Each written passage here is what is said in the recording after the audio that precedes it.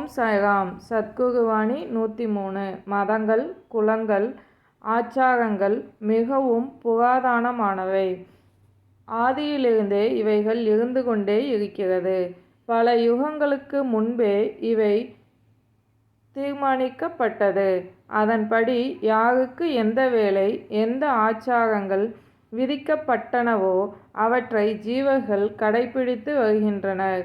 நன்மை அளிக்கும் செயலை யார் சொன்னாலும், எந்த சாஸ்திரம் சொன்னாலும் கடைப்பிடிக்க வேண்டியதே அல்லவா? விதிக்கப்பட்ட சம்ஸ்காரங்கள் எதுவாக இருக்குமோ அதை கடைப்பிடிப்பதே சிறந்ததாகும். அந்த மார்க்கமே நன்மை அளிப்பதாகும்.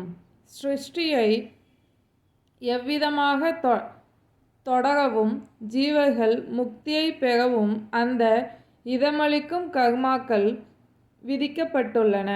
சிருஷ்டி ஒரு மிகப்பெரிய மரம் போன்றது. மதங்கள், குலங்கள், ஆச்சாரங்கள் கிளைகளும் உபகிளைகளும் போன்றவை.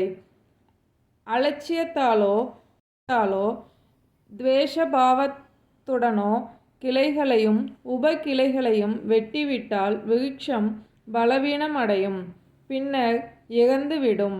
ஆகையால் ஒருவருடைய மதத்தையோ குலத்தையோ ஆச்சாரத்தையோ விவாதிக்கலாகாது, கீழ்மைப்படுத்தவும் கூடாது. இவற்றின்பால் சமபாவம் தோன்றிய போது தீய விளைவுகள் தோன்றாது. என் வார்த்தைகளின் மீது நம்பிக்கை வை. ஓம் சாய்ராம். இந்த வாணிக்கான கேள்வி: சிருஷ்டி எதை போன்றது?